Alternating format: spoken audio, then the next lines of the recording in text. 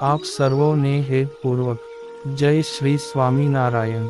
આજની સત્સંગ કથા વાર્તા નિજ મંદિર સાવરકુંડલા। જય શ્રી સ્વામિનારાયણ। આજે આપણે અમરેલીના ચાડિયા ગામના ખેડૂત ભક્ત રામ ભંડેરી ના પવિત્ર જીવન અને ભગવાન શ્રી હરિના પ્રત્યે તેમની અડગ નિષ્ઠાનો પ્રસંગ સાંભળશું। સદ્ગુરુ રાઘવાનંદ સ્વામી, કૃપાનંદ સ્વામી વગેરે સંતોના વિચરણથી અમરેલી પાસેના ચાડિયા ગામે ખેડૂત મુમુક્ષુ રામ ભંડેરીને શ્રી હરિની પૂર્ણ પુરુષોત્તમપણાની દ્રઢ ઓળખાણ થઈ। તેઓ સત્સંગી થયા અને પંચવર્તમાન પાળતા થયા।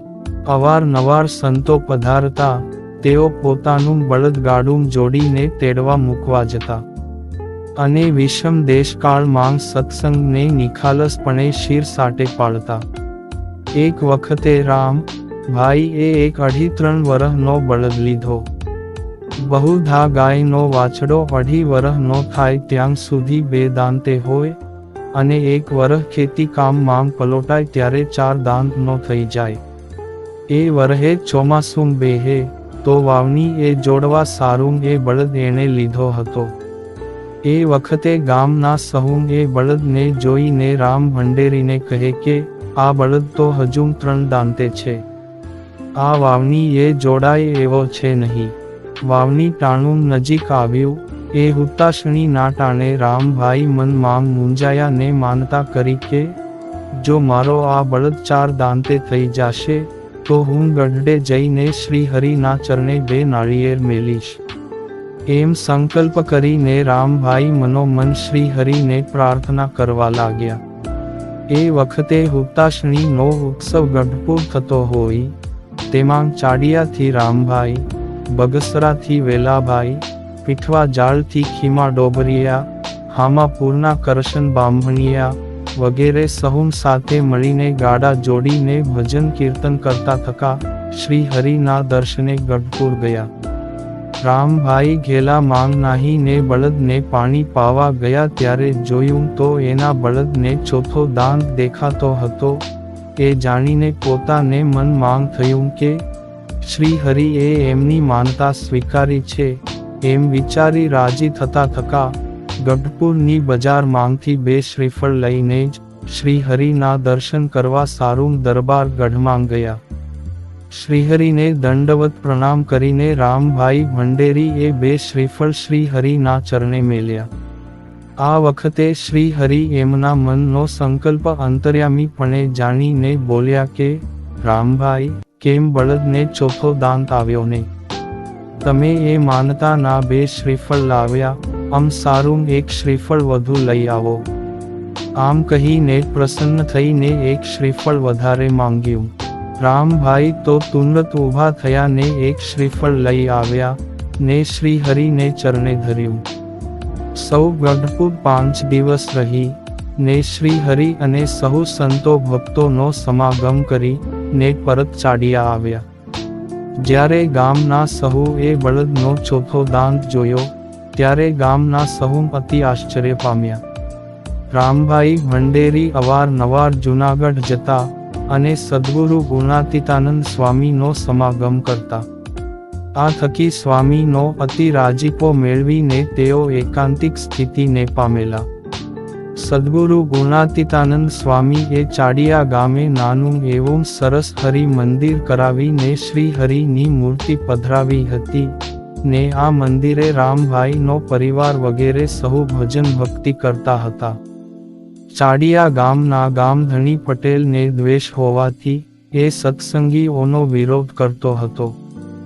ગામધણી એ દ્વેષથી મંદિર માંગ ધોબીને રહેવા સારું કહેલું હતું। મંદિરમાં ધોબી રહેતો હોવાથી નિષ્ઠાવાન એવા રામભાઈ એ મંદિરેથી શ્રીજી મહારાજની મૂર્તિ લઈને પોતાની વાડી એ ઓરડી બનાવીને ત્યાં પધરાવી ને પોતે ત્યાં જ પોતાની વાડી એ જ ભજન ભક્તિ કરતા। ગામધણી પટેલની અવળ ચંડાઈ હોવા છતાં પણ ગામના કોઈ એના સામે બોલી શકતું નહીં। આ વાતથી થોડા દુઃખી થયેલા રામભાઈ ભંડેરી જૂનાગઢ ગયા અને સદ્ગુરુ ગુણાતીતાનંદ સ્વામીના દર્શન કરીને એમને વિગતે આ વાત જણાવી। સ્વામી એમને ધીરજ આપતા બોલ્યા કે રામભાઈ, આપણે તો શ્રીજી મહારાજનો આશરો છે, એને પ્રાર્થના કરીએ, શ્રીજી મહારાજ સહુ સારા વાના કરશે. અમે સહુ સંતો તમારા સહુ વતી પ્રાર્થના કરીશું. આમ કહી ધીરજ આપીને પાછા પોતાને ગામ ચાડિયા મોકલ્યા.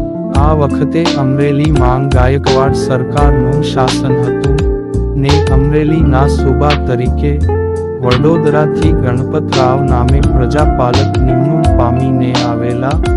એમણે પ્રજા જોગ ફરમાન કરાવેલ હતું કે જો કોઈ પ્રજાજનને કાની દુઃખ કે તકલીફ હોય તો તેઓ અમરેલી આવીને એમના નિવાસ સ્થાને એમને પોતાને રૂબરૂ મળીને પોતાની ફરિયાદ કરી શકે છે.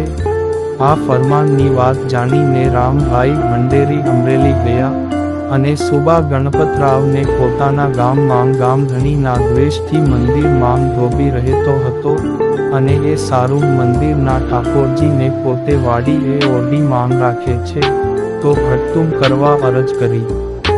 આ અરજથી સુબા એ તુરંત જ આદેશ કર્યો કે ચાડિયા ગામનું મંદિર તુરંત જ ખાલી કરાવવામાં આવે અને જો એ હુકમ અમલ ન થાય તો ગામધણીને ગામની હદ બહાર કરવામાં આવશે. મંદિરમાં કોઈને અડચણ કરવામાં આવશે તો રાજ તરફથી દંડ સજા થશે. આમ હુકમ લખીને ચાડિયા કાગળ રવાના કર્યો. ગામના વાળંદે ગામધણીને જઈને તુરંત જ સુબાનો હુકમ કહીને જાણ કરતા ધોબી તુરંત જ મંદિર ખાલી કરી ચાલ્યો ગયો અને રામભાઈ પોતાની વાડીએથી શ્રીજી મહારાજની મૂર્તિ લાવીને ફરીને પધરાવી ને પુનઃ મંદિરમાં જ શ્રી હરિનું ભજન સ્મરણ કરતા થયા. આમ રામભાઈ ભંડેરીની અડગ નિષ્ઠા એ ગામધણીનો ઘણો દ્વેષ હોવા છતાં પોતે સત્સંગ છોડ્યો નહીં. આ ચરિત્રનો સંદર્ભ ભગવાન શ્રી સ્વામિનારાયણના ભક્ત રત્નો માંથી લઈ રજૂ કરેલ છે. જય શ્રી સ્વામિનારાયણ.